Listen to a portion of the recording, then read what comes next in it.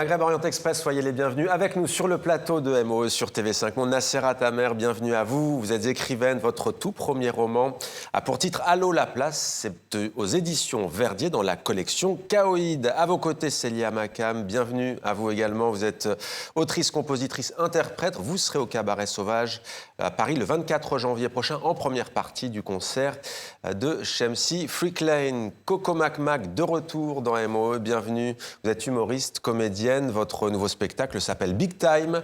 Après l'avoir présenté au Liban, au Québec, aux Émirats Arabes Unis, vous serez bientôt à Paris, le 27 novembre, au Théâtre de la Seine parisienne. Et puis au Maroc, le 10 décembre, au Théâtre Bahnini à Rabat. Et le 11 décembre, au Studio des Arts Vivants à Casablanca. On commence avec vous, Coco Mac. Vous nous l'aviez caché, mais vous êtes aussi chanteuse. On regarde.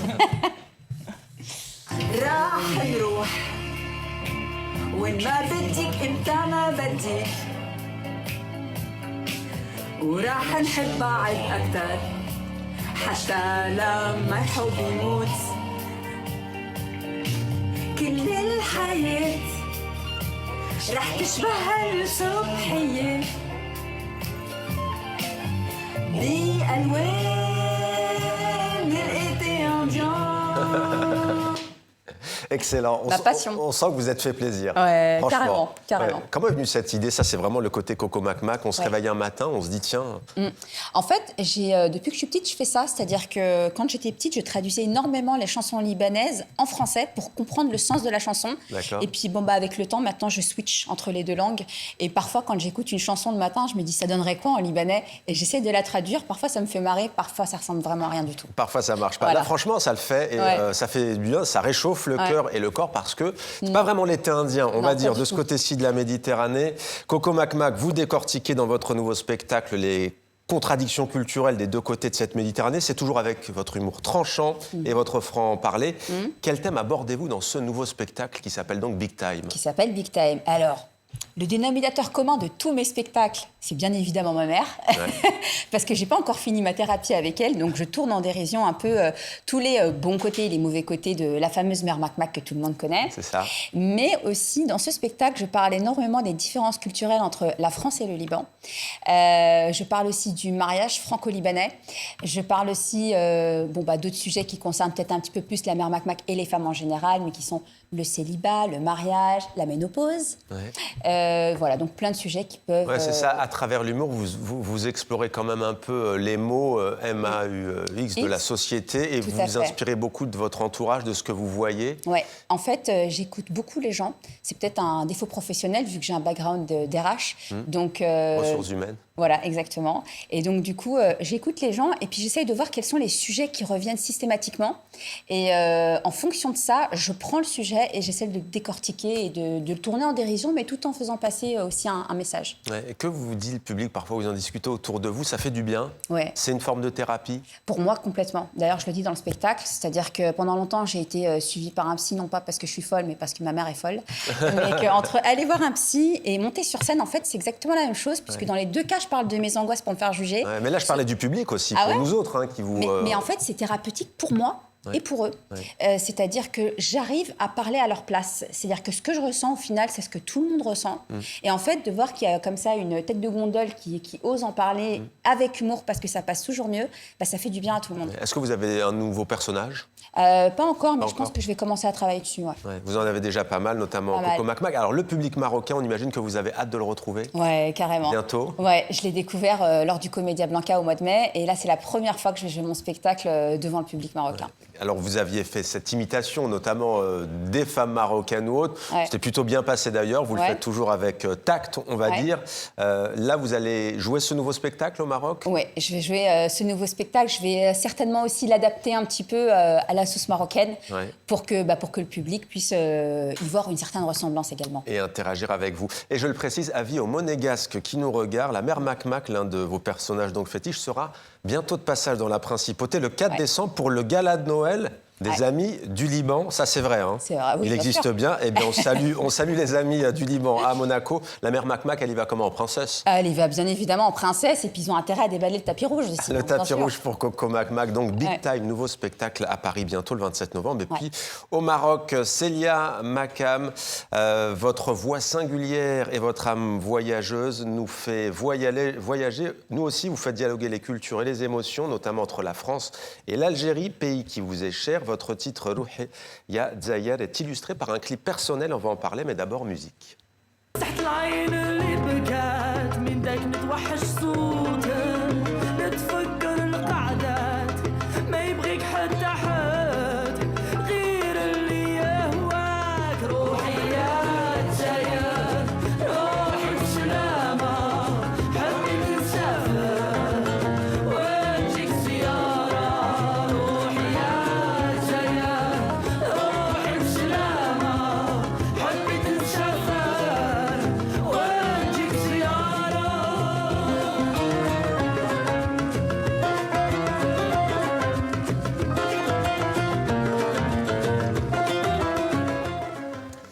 Rouhi Ya Zayer, que reflète ce clip et que dit cette chanson, Célia Makam? Cette chanson est mon expression face à mon pays qui m'est cher et voilà, c'est ma manière de m'éloigner et de partir à la découverte d'autres opportunités, on va dire. On sent de la nostalgie, c'est de la musique shahabi, on sent un peu le voyage, la nostalgie, peut-être presque l'exil aussi. Exactement, en fait j'ai essayé dans ce clip de reprendre un peu toutes les choses avec lesquelles j'ai grandi, les souvenirs, les moments qu'on passait en famille, pour les fêtes. Et en fait, dans ce clip, j'ai essayé vraiment de regrouper ces petits détails que les gens qui ont vécu en Algérie et qui ont eu une enfance en Algérie se rappelleront et voilà. Donc alors, je parlais du shahabi, bien sûr. Alors, vous empruntez bien entendu à des sons contemporains qui font partie du patrimoine musical algérien, mais pas seulement. Il y a bien entendu des sons qui sont plus nouveaux, agrémentés d'ailleurs de mandoles, en référence là encore à l'Algérie de votre cœur. Un mot sur cet instrument? C'est un instrument qui m'est cher, je ne sais pas pourquoi, mais il résonne en moi et voilà, il a été très très bien joué par Monsieur Kati. Qui lui a fait la direction artistique de ce projet et c'est un honneur de travailler avec des grands. Il y a la Bahr Alpha également qui est à la percussion, qui est un grand du Shahabi, qui a joué avec tellement de personnes. Donc voilà, c'est important de transmettre ces mélodies, de transmettre ces couleurs. Et ça me touche d'aujourd'hui le voir ici sur ce plateau. Alors on peut vous suivre comme Coco Makmak sur les réseaux sociaux, notamment Exactement. Instagram. Vous avez commencé par le piano puis la guitare à votre arrivée en France, en provenance d'Algérie. Autodidacte? Autodidacte. Depuis petite, j'ai commencé à jouer au piano à l'oreille. Et puis après, pendant le Covid, je me suis un peu intéressée à la guitare parce que c'est un instrument que je peux déplacer facilement avec moi. Ouais. Je parlais de l'humour tout à l'heure. Selon vous, qu'apporte la musique, qu'apportent les paroles à celles et ceux qui nous écoutent? Je parlais de thérapie tout à l'heure. Est-ce que selon vous, c'est vrai pour celles et ceux qui viennent vous voir en spectacle? Déjà pour moi, c'est une thérapie de pouvoir exprimer certaines pensées et certains sentiments. Je vais devenir psy. C'est bien. Nassera Tamer va se dire où est-ce que je suis. Mais également, je pense que quand on assiste à un concert et que moi j'essaie de partager un peu mon histoire et mon vécu, et je pense que c'est assez sympa pour les gens de voir qu'il y a quelqu'un qui a vécu peut-être la même chose. De se reconnaître aussi dans un parcours. Ouais. Voilà. Alors la langue, parce qu'on va en parler dans un instant à travers le tout premier roman de Nassera Tamer. Vous chantez en français, en anglais, en kabyle, mais en kabyle, vous n'écrivez pas encore vos textes. Vous reprenez des chansons. Exactement. Ouais. Je reprends des chansons phares qui viennent de la Kabylie, Idir, qu'on connaît tous. Et voilà, c'est un peu les artistes qui m'inspirent. Alors, sans citer votre coup de cœur de tout à l'heure, parce que moi je le connais, mais pas nos téléspectateurs et téléspectatrices, quels sont justement les chanteurs et chanteuses algériens d'expression kabyle qui vous ont inspiré? Vous avez cité Idir notamment. Sincèrement, si je peux vous résumer mon style, je peux dire que je me trouve entre la guitare de Dylan et l'émélisme de Idir. Ouais. C'est un peu comme ça que je pourrais traduire parce que j'ai été influencée par tellement de styles. J'ai dans ma famille, j'ai des frères de différents âges qui m'ont fait connaître différents styles de musique et voilà. Donc je pourrais pas résumer en un artiste, mais voilà. Alors c'est valable dans évidemment la plupart des langues, mais tout de même sur la langue kabyle, vous interprétez des titres en kabyle, donc en amazigh. On sent qu'il y a une vraie tradition orale chez les Amazirs. Est-ce que vous diriez que cette langue, elle permet de transmettre ce patrimoine immatériel, cet héritage On le ressent beaucoup dans les paroles, dans les textes, vous citiez Je pense Idir. je pense que oui, je pense que les paroles sont quand même assez imposantes et c'est ce qui fait qu'on transmet certaines idéologies ou certains points de vue. Et On s'exprime aussi on par la s'exprime langue. exactement, ouais. on s'exprime sur une sensibilité quelconque. Et donc voilà, Célia Makam. Et tout à l'heure, une petite surprise à la fin de l'émission. La langue, donc je le disais, qui est aussi au cœur du premier roman de Nasserat Amer. Ça s'appelle donc Allô la place. Alors la narratrice essaie de renouer avec le darija. Le darija, c'est l'arabe marocain. Elle a la vingtaine. Pourquoi cette langue se rappelle-t-elle à son bon souvenir ?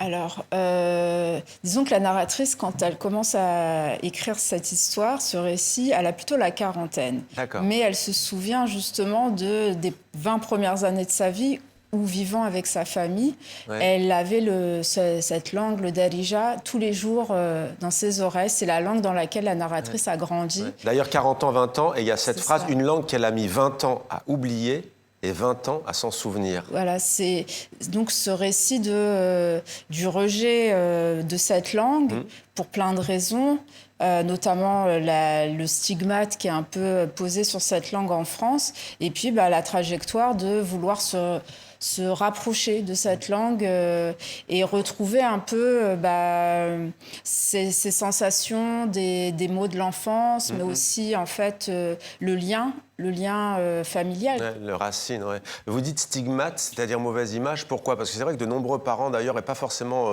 s'agissant du Maghreb, c'était vrai pour la Pologne, pour l'Italie, n'apprenaient pas la langue maternelle, ne voulaient pas parce que c'était mal vu et que, ce qui est d'ailleurs faux et pas prouvé, que ça donnerait des difficultés à l'école pour le français. Il y a de ça ? Oui, c'est en partie présent dans ce récit. C'est-à-dire que être arabophone en France, eh bien, c'est être au cœur d'une histoire qui est celle d'une histoire coloniale, d'une histoire où il y a un racisme, un continuum en fait raciste, et faire avec ça dans sa langue,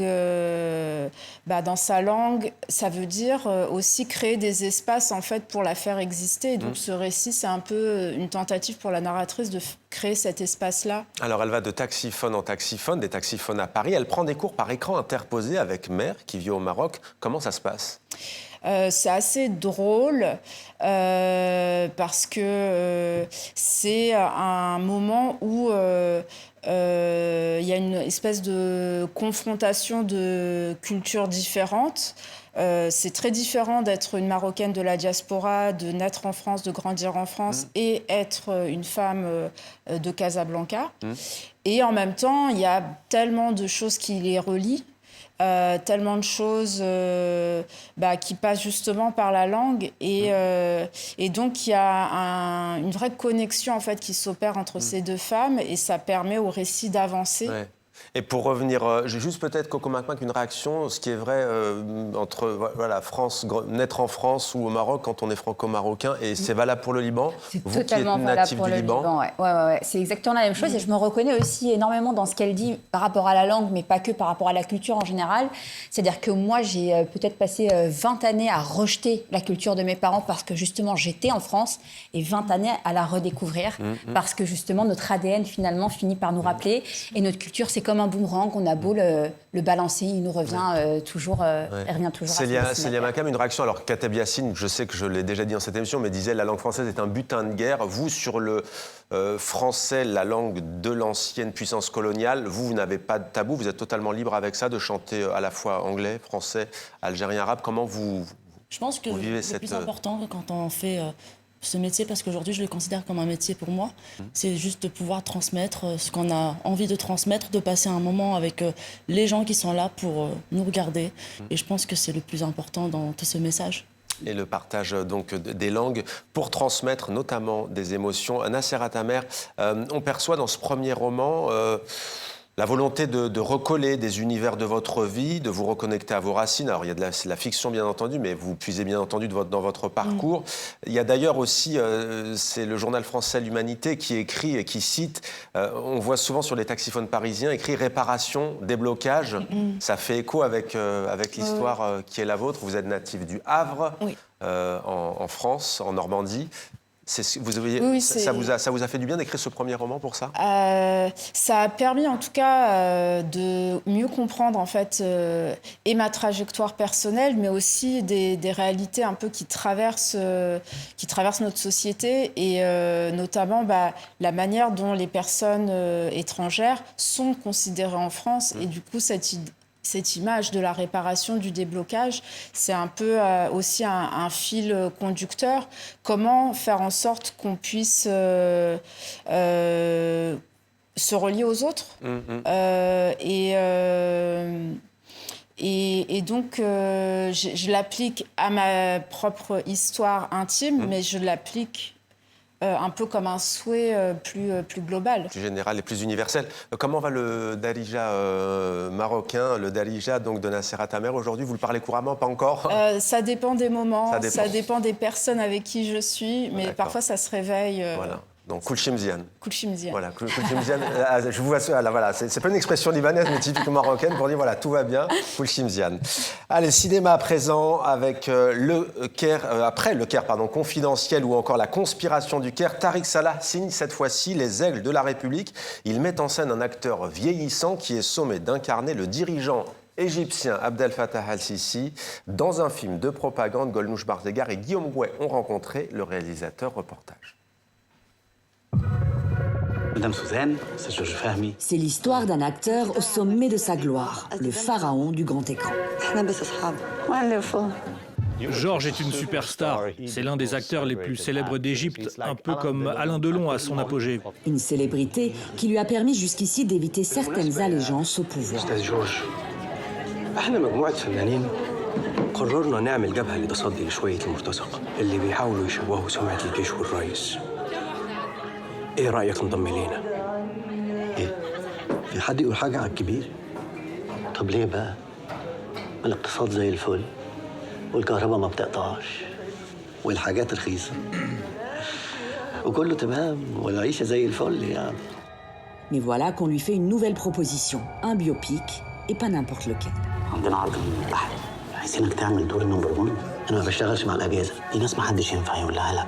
Et quand Georges dit non, هي الحكايه بالظبط ابنك ده المفروض تقول له خد بالك.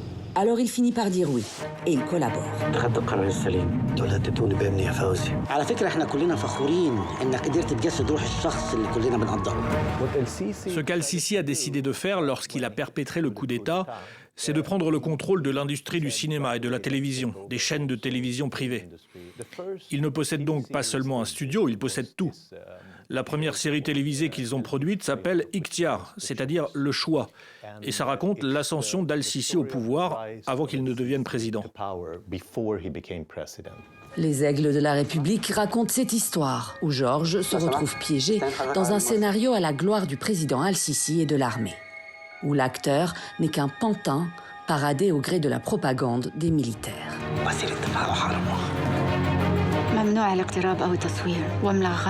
S'ensuit une descente aux enfers où compromission et mensonges mènent aux trahisons et au déshonneur.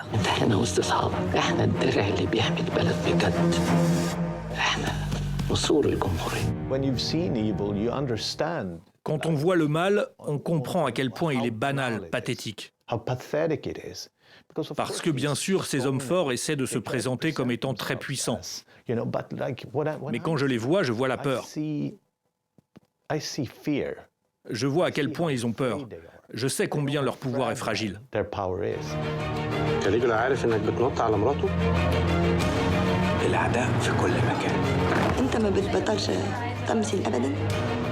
Après le Caire confidentiel et la conspiration du Caire, Tariq Saleh signe un nouveau film noir tragicomique sur le pouvoir et la propagande, avec l'audace de prendre l'Égypte d'Al-Sisi comme sujet d'étude.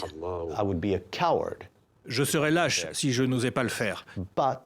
Mais je tiens aussi à préciser que mon propos n'est pas Al-Sisi.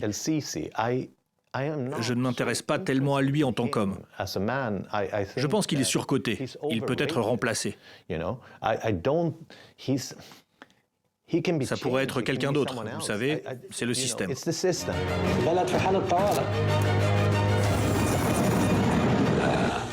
En compétition officielle à Cannes, Les Aigles de la République ne sera pas projeté en Égypte. tari salé et persona non grata. Voilà pour les aigles de la République. Et maintenant, vos coups de cœur, chers invités, c'est notre séquence atmosphère.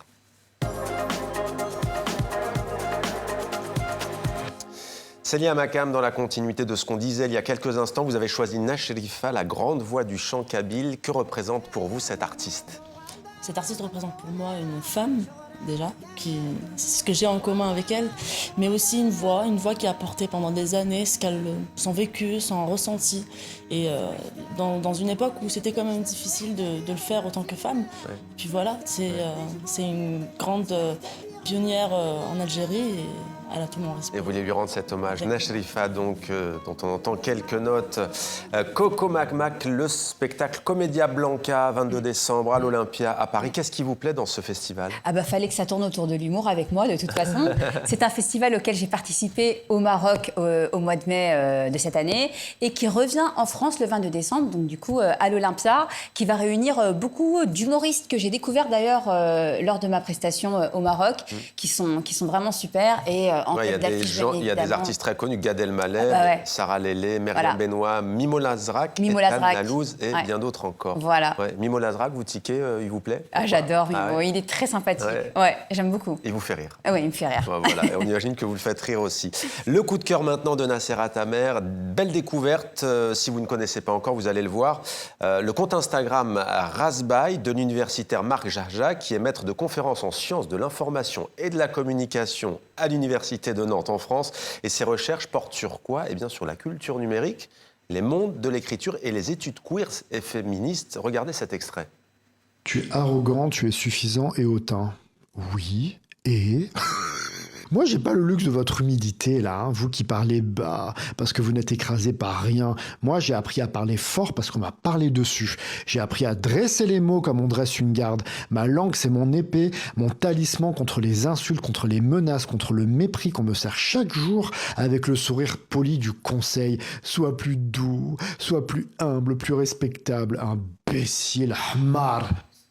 J'ai appris à parler fort parce qu'on a parlé sur moi. Ma langue, c'est mon épée, dit-il, des mots très forts. Qu'est-ce qui vous plaît chez cet enseignant, ce professeur ? Moi, ce que j'aime, c'est la manière dont il mélange théorie et création. C'est-à-dire que ses recherches portent sur les réseaux sociaux, c'est son terrain d'étude, mais c'est aussi le lieu où il forme sa pensée, où en fait, je vais le citer, il dit que ce sont des lieux, en fait, qui lui permettent d'intervenir et de mettre, en fait, de critiquer tout un tas de dominations. Et c'est... Là, il y a un vrai travail sociologique, en l'occurrence. Oui, il cite beaucoup les cultural studies, mais il peut aussi se référer à la théologie chrétienne ou à la pensée arabe. Et en fait, à chaque fois, il prend une séquence médiatique, un fait médiatique, il se penche dessus. Il décrypte et en même temps, il joue en fait l'influenceur, le créateur de contenu. Donc c'est à la fois un propos sûr, mais il crée lui-même un dispositif en fait de résistance que je trouve très intéressant. Une petite pointe d'humour quand même, un petit côté. Voilà donc pour vos coups de cœur. Merci à toutes les trois d'avoir participé à MOE. Vous serez toujours les bienvenus sur TV5 Monde. Merci à vous d'être fidèles à Maghreb Orient Express. On se retrouve la semaine prochaine pour un nouveau numéro. Et quand vous le souhaitez, sur notre plateforme TV5 Monde Plus, on se quitte en musique et avec plaisir avec vous, Célia Makam. Vous nous interprétez Yema. Il s'agit d'un hommage aux mamans du monde entier sorti prévu en janvier prochain, c'est dans quelques semaines.